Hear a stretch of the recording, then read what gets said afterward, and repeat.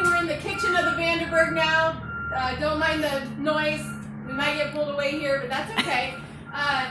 They did a smaller island. I love the pantry they did there. And this is a cool thing. They did this farmhouse sink. We can do that in any of our models. So also with the pull-down gooseneck faucet.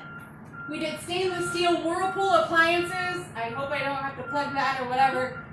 Hope it's not copyrighted, but we did stainless steel, top state-of-the-art appliances, and Winter Carnival. Notice that your countertops are going to stay the same throughout your house.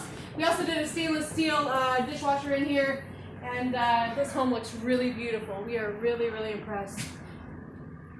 We'll keep going back here through the hallway, and basic back here. We got a couple bedrooms. Oh, we have one bedroom on this side, and then the bath too is on this side.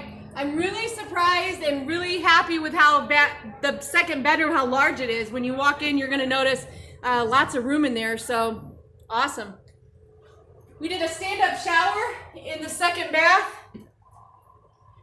lighted bath fans, vanity, and then the utility room turned out pretty cool as well. Here we're going to have our washer and dryer, and then the broom closet here. So here is the first half of the house.